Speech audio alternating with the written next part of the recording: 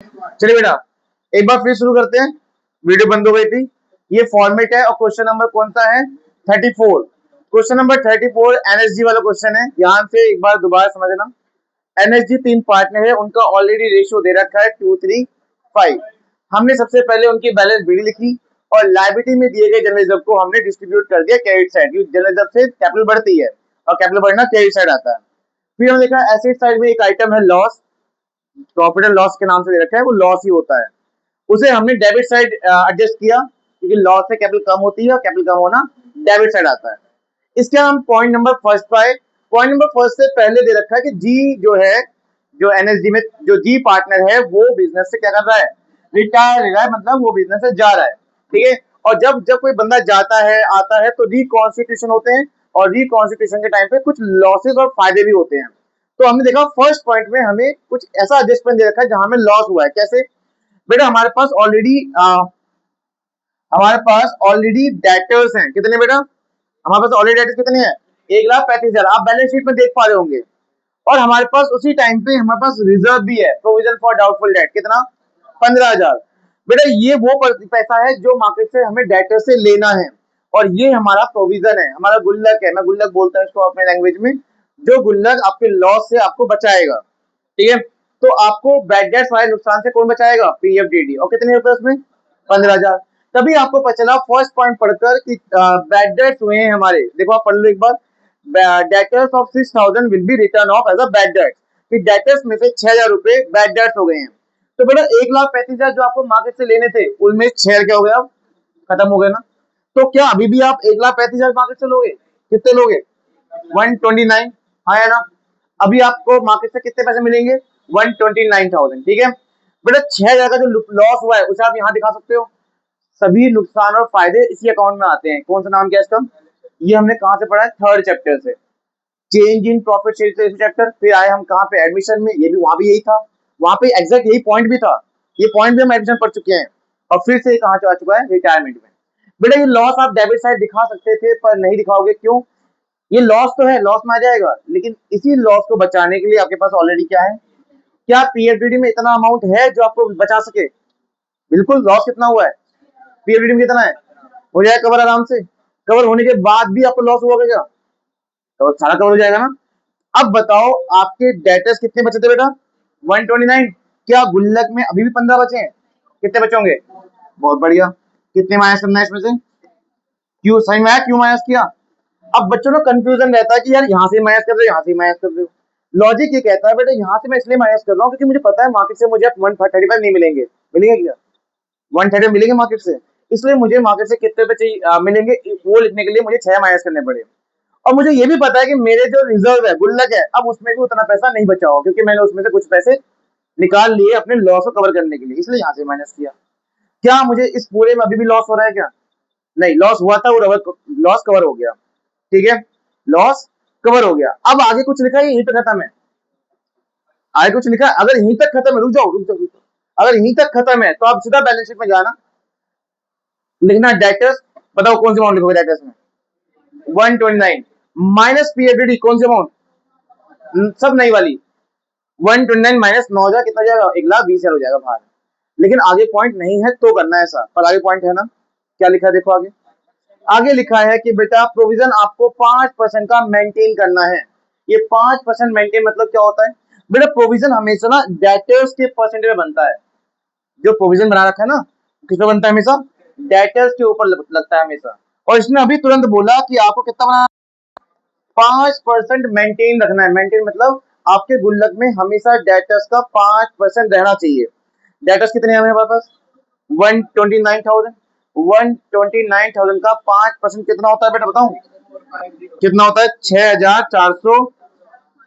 अब आपसे कोई बोले, बेटा सुन ध्यान से, आपके गुल्लक में ऑलरेडी कितने थे? देखो देखो कितने थे बताओ। आपके प्रोविजन में कितने पैसे थे? वैसे पहले कितने थे? 15 थे पहले। ये 9 कैसे हुए? क्योंकि आपने लॉस कवर किया था। तो आपके रिजर्व में कितने पैसे हैं? 9,000। लेकिन तभी आपको आपके बिजनेस के रूल्स बताएं, ये बता रहे हैं कि आपको हमेशा डेटर्स का 5% ही मेंटेन करना है, जो कितनी अमाउंट होती है? तो आपके गुल्लक में इतने नहीं, इतने होने चाहिए। स्टॉक अपना बताओ, गुल्लक में आप पैसे डालोगे या निकालोगे उसमें से? आप उस गुल्लक में से, उस प्रोविजन में से पैसे निकालोगे, हाँ या ना? क्योंकि ऑलरेडी ज्यादा है बेटा, ऑलरेडी अमाउंट ज्यादा है, हमें इतना नहीं, हमें कितना करना है, हमें इतना मेंटेन, मेंटेन मतलब होता है इतना ही लेके चलना है हमेशा। 6450 ही, ये 6450 कहां से आया, चल गया डेट से कितना परसेंट, 5%। अच्छा अगर ये बोलता है 10%, तो यहाँ कितनी होती, 12,900, कितने होते? तो 12,900 करने के लिए हमें इसमें और गुल्लक में डालने पड़ते हैं, है ना? ये कम है, लेकिन अभी बताओ, अभी मैं पैसे इसमें डालूं या निकालूं? कितने पे निकालूं? जितने डिफरेंस है, और डिफरेंस कितना देख लो एक बार एग्जांपल, 2,550 कितना है बेटा? पीएफडीडी में पैसे डालने से होता है नुकसान, और पीएफडीडी से पैसे निकालने से होता है फायदा। क्यों? पीएफडीडी बेटा बेसिकली आपकी क्या होती है, एक लायबिलिटी होती है, क्या होती है? और लायबिलिटी अगर आपकी कम हो जाए तो आपको अच्छा नहीं लगेगा, है ना? लायबिलिटी क्या हो जाए आपकी कम, तो आपको अच्छा लगेगा ना? जैसे लायबिलिटी क्या हो रही है, आपको ये पता है लायबिलिटी क्यों होती है? बेटा प्रोविजन में जो देखो, जितने भी गुल्लक रिजर्व प्रोविजन होते हैं ना, वो सब प्रॉफिट में से ही डाले जाते हैं। मान लो आपका इस साल 1 लाख का प्रॉफिट हुआ, और आप कह रहे हो कि यार 1 लाख में से 10,000 हम इसमें से निकाल के कहाँ डाल देते हैं, एक रिजर्व में डाल देते हैं, एक प्रोविजन में डाल देते हैं। प्रॉफिट किसको देते हैं हम? मतलब हमारा नहीं है ना, हम business, as a business profit हमारा नहीं, किसका है? तो इसलिए जो पैसा हमारा नहीं, हमारी लायबिलिटी। अब तुम उसी प्रॉफिट में से निकाल के एक रिजर्व बना रहे हो, वो रिजर्व अगर बाई चांस यूज ना हो, किसी कोई नुकसान में उसका यूज नहीं हुआ, तो रिजर्व का पैसा किसका होगा? मालिक का ही होगा ना। इसलिए वो पैसा हमारी क्या बन जाती है, लायबिलिटी। और लायबिलिटी अब 9 से कितना होने वाला है, 6,450। तो क्या होगा फायदा, नुकसान? फायदा होगा ना। इधर आते हैं सारे फायदे, इधर आते हैं सारे। तो बेटा देखो, अगर खाली बैड डेट्स होता, सिर्फ लिखा होता बैड डेट्स, तो नुकसान होता 6,000 का, पर तभी पता चला कि नुकसान मेरा कवर हो रहा है कहां से, प्रोविजन से, तो कोई नुकसान नहीं हुआ। प्रोविजन कितना बच गया, 9,000, और डेटर्स कितने हो गए, 129। तभी पता चला कि और भी गुल्लक बनाना है, कितना परसेंट? नहीं, उसने बोला बनाना नहीं है, मेंटेन करना है। मेंटेन में आप बना भी सकते हो और कम भी कर सकते हो। कैसे पता चला कम करना है? क्योंकि मेंटेन में कितनी अमाउंट आई हमारी, 6,450, और मेंटेन के लिए मुझे पैसे यहाँ से निकालने पड़ेंगे, ना कि और ऐड करना पड़ेगा। समझ में आया? तो मैं कितने पैसे निकाल लू इसमें से, 2,550, जो कि मेरे लिए फायदा है, क्योंकि रिजर्व में से पैसा कम होना फायदा होता है बेटा। कर दो by P F D D, कितना, 2,550। अब आ जाओ बैलेंस शीट पे, बताओ क्या डेटर्स की अमाउंट कितनी है, बताओ डेटर्स की अमाउंट कितनी है, बताओ ओरिजिनल बताओ ना, ओरिजिनल मतलब कट पिटा के जो आई थी, 129। बेटा यहाँ लिखो 129, और उसमें से असली वाली पीएफडीडी माइनस करना। अब मुझे बताओ, पीएफडीडी कट पिटा के क्या 15,000 है, क्या 9,000 है, या फिर ये है ना, क्योंकि हमने इसे मेंटेन किया था। इस ये भी नहीं था, ये था पहले, पर हमने उसमें से निकाल लिए थे पैसे, है ना, कितने? तो हमें ओरिजिनल वाले लिखना पड़ता है, जो एक्चुअल में कट पिटा के आया है, वो कितना है, 6,450 माइनस करो, इसे बाहर लिख दो, 122,550, 122,550। ठीक है बेटा, इस पॉइंट को इंपॉर्टेंट लगा लेना, ये एडमिशन में भी कुछ क्वेश्चन में था ये पॉइंट। ठीक है, चलिए बेटा नेक्स्ट पॉइंट पे आते हैं। Patent will be completely return of, क्या मतलब इसका, पेटेंट की वैल्यू पूरी तरह कितनी हो गई है, जीरो। बेटा एक एसेट्स की वैल्यू पूरी तरह कितनी हो गई है, जीरो हो गई है, तो नुकसान हुआ फायदा हुआ? तो जाओ लिखो यहाँ पे, टू पेटेंट अकाउंट कितने रुपए बताओ,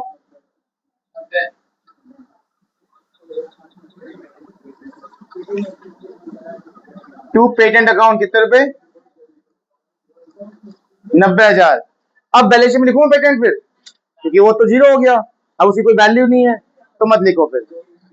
बेटा नेक्स्ट क्या, इसके आगे देखो क्या लिखा हुआ है, and stock machine building will be depreciated by, तीनों पे क्या लगेगा, डेप्रिसिएशन लगेगा, मतलब इन तीनों की वैल्यू क्या हो जाएगी, कम।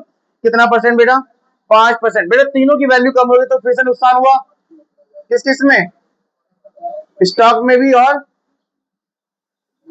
मशीन में भी और बिल्डिंग बिल्डिंग में भी, तीनों में लॉस हुआ, कितना कितना परसेंट, 5%। जाओ देखो बेटा स्टॉक कितना है, स्टॉक है बेटा 1.5 लाख रुपए, 1.5 लाख का 5% कितना होता है? 7,500 होता है। कितना होता है? लिखो यहाँ पे 7,500 का लॉस।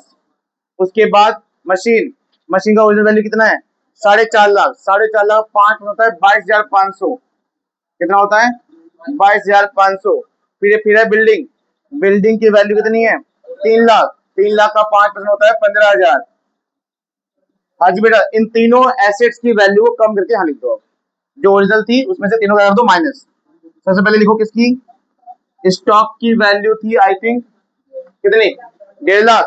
1.5 लाख में से 7,500 गए, कितने बचेंगे? 142,500। उसके बाद है मशीन, मशीन की वैल्यू क्या थी बेटा पहले? 4.5 लाख।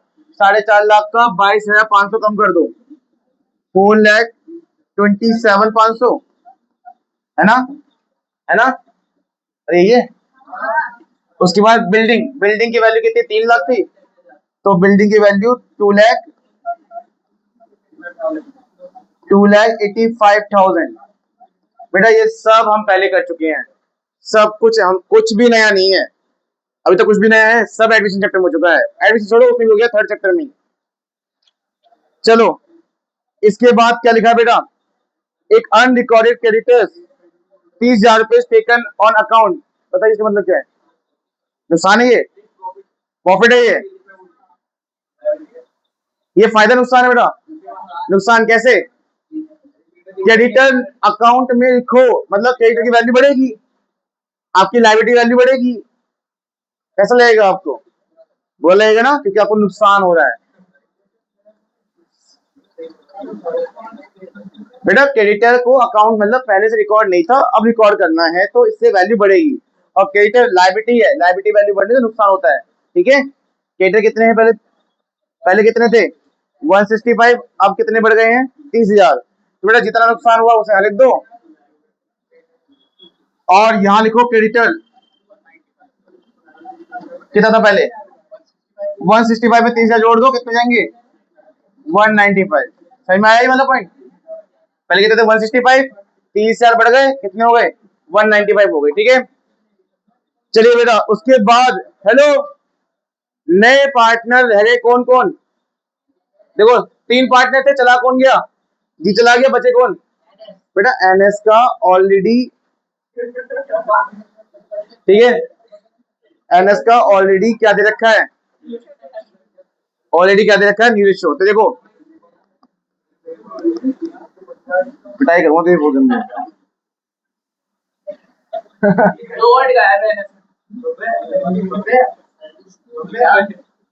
बताओ तेरे, बताओ ओल्ड रेशियो कितनी?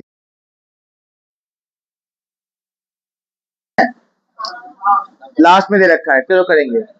बेटा हम ना सीधा क्या करते हैं, वर्किंग नोट नंबर 1, अभी तक जो हमने कोई वर्किंग नोट बनाया था वो तो रफ वर्क था ना सारा, पीएफडीडी वाला। क्या करेंगे हम वर्किंग नोट में? स्टेटमेंट ऑफ, करोगे इससे करोगे, करो मैं अमाउंट से कर लेता हूँ। ठीक है, NSG old ratio minus new ratio, कैसे करते देख ले एक बार। पहले फर्म गुडविल को बांटना है ओल्ड रेशियो में, फिर बांटना है न्यू रेशियो में, करना है माइनस एक दूसरे को। फर्म गुडविल कितनी है? लास्ट पॉइंट दे रखा है 90,000। 90 को पहले बांट दो किस रेशियो में? 235। कितना आएगा? 18,000, 27,000 और 45,000। अब उसी 90,000 को किसमें बांट दो? नए रेशियो क्या देगा बेटा? 2 और 3। एक सेकेंड,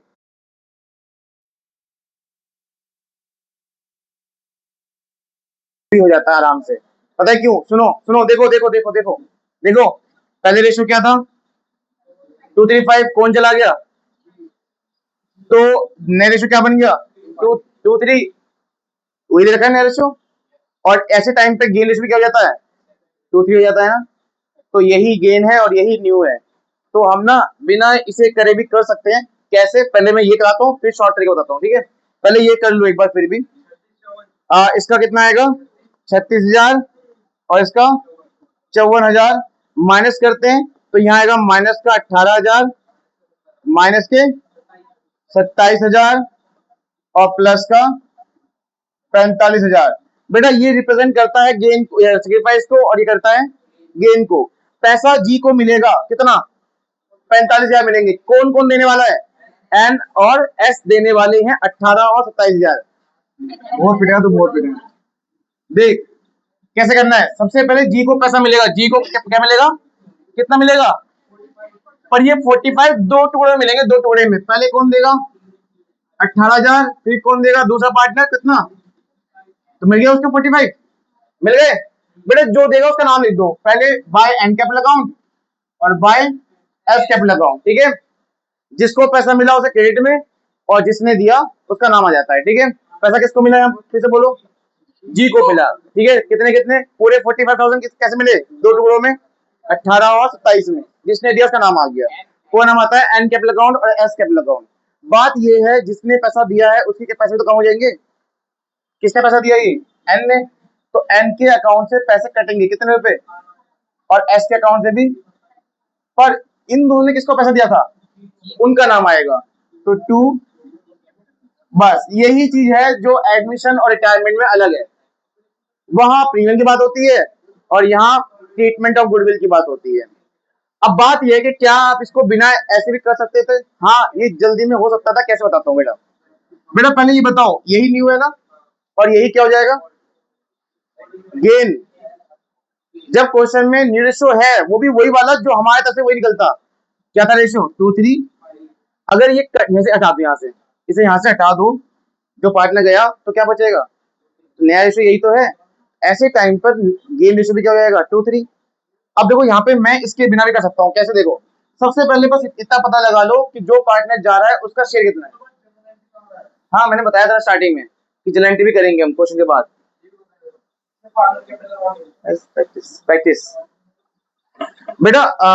बिना ये सब करे भी आप कर सकते हो। बस इतना बताओ कि जो पार्टनर जा रहा है उसकी हिस्सेदारी कितनी है गुडविल पर। तो बहुत सिंपल है कि कितनी गुडविल क्वेश्चन में 45,000 इंटू उसका शेयर कितना था? शेयर उसका 5.10 है ना उसका हिस्सा। देखो एक बार कितना हिस्सा है उसका? 5/10।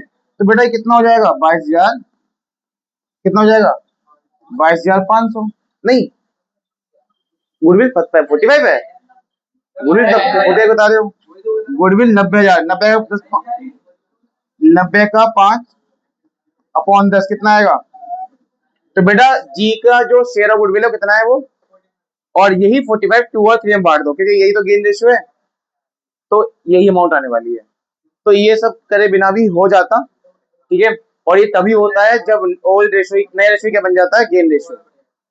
ठीक है। चलिए सब पॉइंट खत्म हो गए। अब कोई पॉइंट नहीं बचा।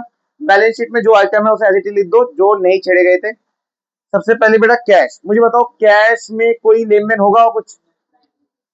अच्छा ये बताओ जो पार्टनर जा रहा है क्या उसका भी सीडी नाम से आता है? बताया था परसों। उसका आता है लोन या कैश। कैश तभी लिखोगे जब क्वेश्चन बोला होगा कि पेमेंट करनी है। और क्या क्वेश्चन में बोला है? नहीं ना। तो उसका सारा पैसा किसमें आएगा? लोन में। ठीक है। किसमें आएगा? लोन में। और बाकी दोनों पार्टनर का पैसा किसमें आएगा? सीडी बैलेंस में। ठीक है। चलो बेटा से ओपन कर दो। अच्छा इसके बाद डेटर्स हो चुका है, स्टॉक हो गया, मशीन हो गया, पेटेंट खत्म हो गया था, बिल्डिंग हो चुका है, प्रॉफिट लॉस भी बच चुका था। इसका लाइबिलिटी में जो लाइबिलिटी में क्रेडिट लिख चुके हैं, जब बच चुका था कैपिटल रह गया। कैपिटल अभी हम लिखने वाले हैं। कैपिटल किस किस की आएगी? बस एन और एस की। ठीक है। और जी तो चला गया। तो जी का जो पैसा है वो किसमें आएगा? जी किसमें आएगा? Loan account. उसका सारा पैसा अभी भी हमारे पास ही रहेगा। कैसे रहेगा? कहां से आएगा ये पैसा? सब कुछ यहां से आने वाला है।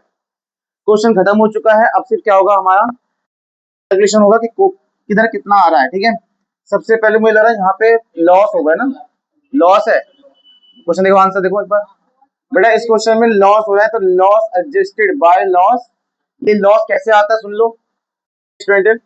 आपको दोनों तरफ ऐड करना है और छोटी अमाउंट को बड़ी अमाउंट से माइनस करनी है।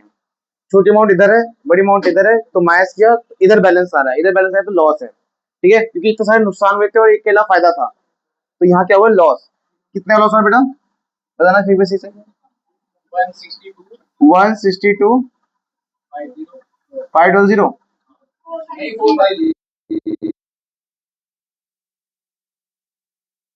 162 450। बेटा इसे ना तीनों पार्ट में बांटना है, एन, एस और जी, क्योंकि पुराने पार्टनर थे ये, तो पुराने पार्टनर्स में ही तीनों बट जाएगा। अब कौन सा रेशो में बटेगा? वही ओल्ड रेशो में, ठीक है। ओल्ड पार्टनर में ओल्ड रेशो में बढ़ता है। बताओ कितना कितना आ रहा है? 32, 490, 48,735,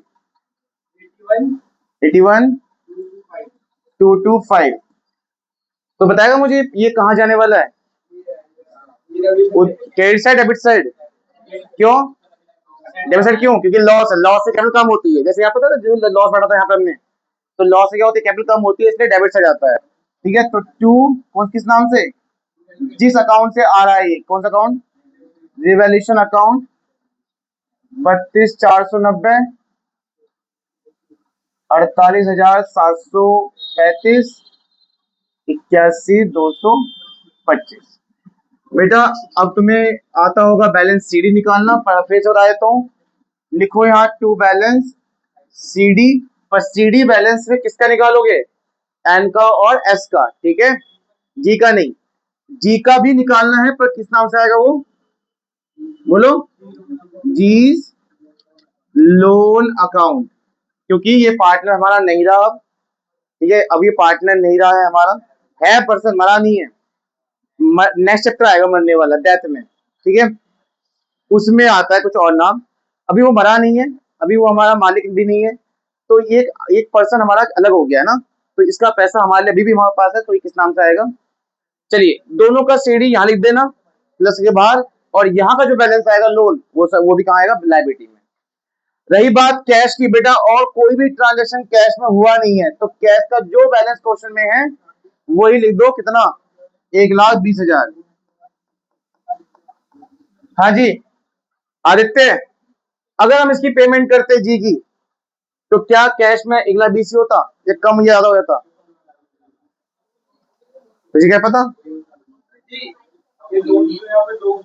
ये वाला लोन, क्योंकि मैं बताया ना बेटा, जी का जो लो पैसा है वो हम पे अभी भी है, हमने उसका पेमेंट नहीं करी। जो मालिक चला गया उसका पैसा आज भी हमारे पास ही। प्रीवियस क्वेश्चन किया था हमने जिसमें हमने पेमेंट करी थी, उसमें क्वेश्चन में लिखा भी था कि रिटायरिंग पार्टनर को बैंक ड्राफ्ट के थ्रू पे कर दो, तो वहां पर क्या लिखा था? टू बैंक अकाउंट, मतलब जितना भी उसका पैसा आ रहा है उसका हमने तुरंत पे कर दिया, तो वहां पे बैंक बैलेंस में हमने कम भी किया था। लेकिन यहाँ पे कुछ भी नहीं लिखा पेमेंट के बारे में। जब कुछ भी ना लिखा हो तो सारा पैसा हमारे पास ही रहेगा, और किस नाम से रहेगा? लोन के नाम से, ठीक है। अब हमारा उस बंदे से कोई वास्ता नहीं है, तो उसका पैसा हमारे लिए क्या है? सारा लोन है। बता सकते हो कितना कितना आ रहा है? किसका? पहले बंदे का? हाँ सीडी बैलेंस एन का। सही है बेटा सबका? 141 नहीं भाई, यहाँ 90 है, कुछ भी लगा है। देखिए 490 तो यही है। और बाकी का इसमें माइनस करके बताओ।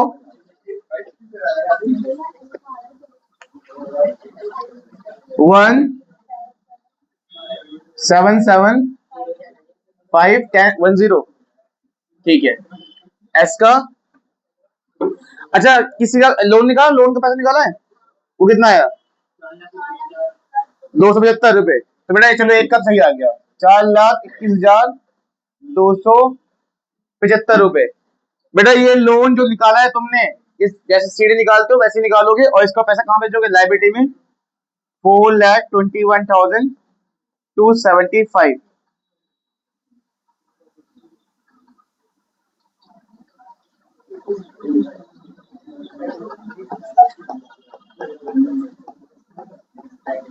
बताओ कितना बैलेंस आ रहा है जी का? उस जी का नहीं, एस का। एस का सीडी बैलेंस कितना आया? और जितना भी आएगा उसको यहाँ लिखना और यहाँ लिखना। मैं एन का लिख देता हूँ 177,510।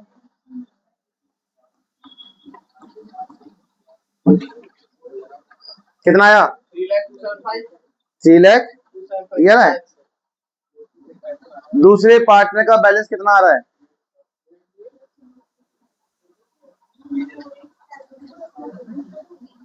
3 348,765 348,765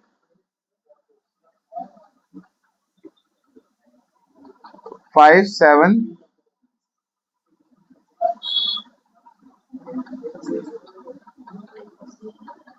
चलिए इसको मैच करना, आपका बैलेंस शीट मैच हो जाएगा।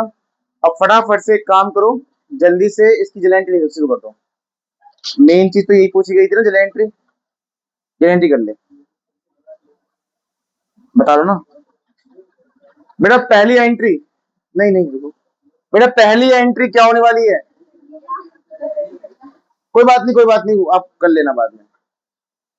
इसको दोबारा ठीक कर लेना, एक साइड गलत हो सकता है, पर जर्नल एंट्री शुरू कर दो आप फटाफट से। बेटा पहली एंट्री में क्या हुआ था, आपने कुछ चीजें डिस्ट्रीब्यूट करी थी, प्रॉफिट, जनरल रिजर्व और प्रॉफिट लॉस। बेटा जनरल रिजर्व बांट कर मालिक क्रेडिट किया था ना, तो क्या एंट्री होगी? जनरल रिजर्व डेबिट टू तीनों मालिक credit, general reserve account debit to N capital account, to S capital account और टू जी कैपिटल अकाउंट। शुरू करो, जनरल एंट्री एग्जाम में आ जाती है कभी कभी। करो बेटा, general reserve account debit to N capital account, सिर्फ एन लिखो, टू एन, टू एस और टू जी। बेटा जनरल रिजर्व कितनी अमाउंट थी पता तुम्हें? जनरल रिजर्व की अमाउंट क्या थी पता तुम्हें? देखो बुक में एक बार, बैलेंस में देखो कितनी है। 90,000 लिखो, उसकी डेबिट में 90,000 और क्रेडिट में लिख दो, देखो ये रहा। तीनों बांट दो ओल्ड रेशियो में, 18, 27,000 और 45,000। अब बांटो प्रॉफिट एंड लॉस, जो बैलेंस शीट में एसेट की तरफ दे रखा था। बैलेंस शीट में जो एसेट की तरफ दे रखा था प्रॉफिट लॉस, ये रहा। इसमें एंट्री क्या होगी? इसमें मालिक डेबिट हो जाएंगे बेटा। किसका हो जाएगा बेटा? इसमें मालिक सब डेबिट हो जाएंगे, क्योंकि लॉस में मालिक क्या होते हैं? डेबिट होते हैं। तो तीनों मालिक डेबिट कर दो और प्रॉफिट लॉस को क्रेडिट कर दो। करो, N capital account, S capital account और जी कैपिटल अकाउंट।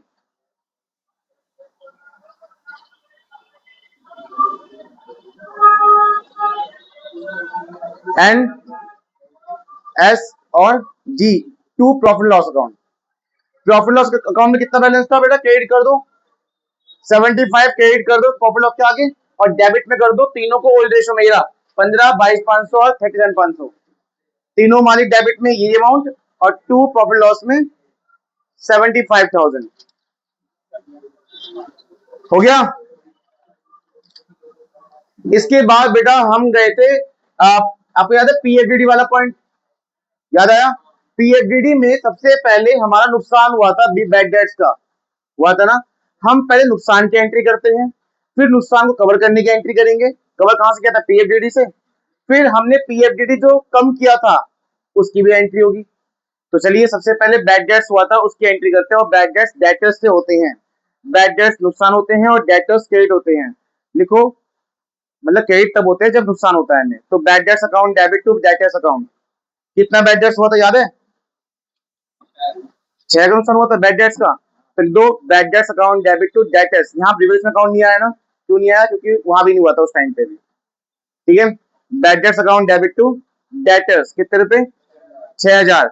इसका मतलब ये है कि मैंने डेटर्स कम कर दिए 6,000 से। ठीक है बेटा, फिर मैंने पीएफडीडी तो 6,000 कम किया था, अपना नुकसान कवर किया था वहां से। वो कैसे करोगे?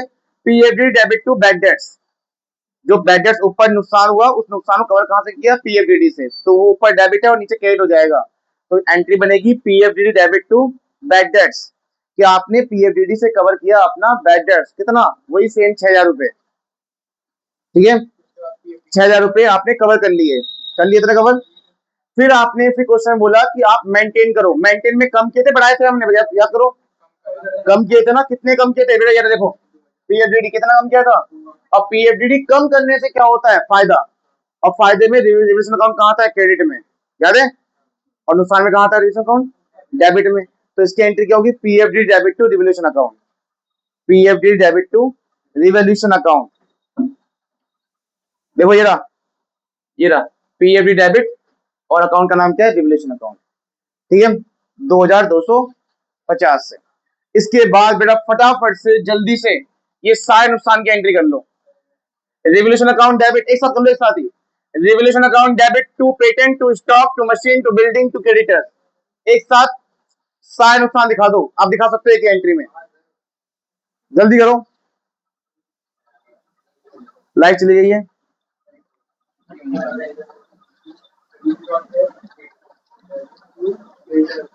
बाकी बेटा G2S की एंट्री करनी है इसके बाद, बस खत्म। और जो पार्टनर जा रहा है उसकी कैपिटल को लोन में भेजना है, उसकी एंट्री भी होती है।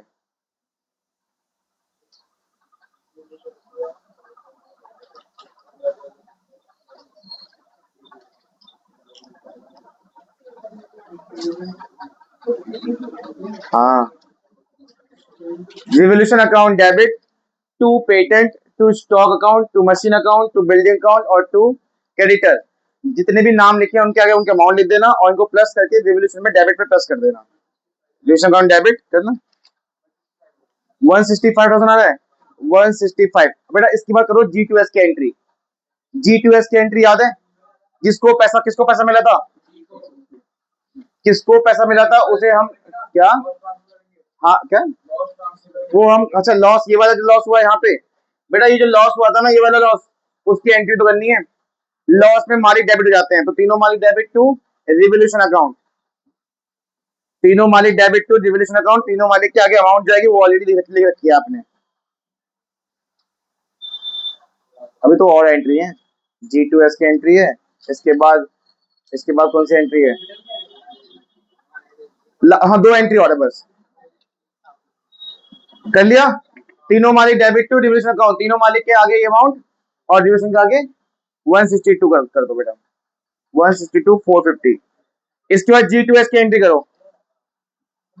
G2S का मतलब क्या होता है, गेन पार्टनर डेबिट सेक्रीफाइस, बेटा सेक्रीफाइस पार्टनर कौन है यहाँ पे, G, और गेन पार्टनर कौन है यहाँ पे, N और S, तो N और S को डेबिट करो और G क्रेडिट कर दो।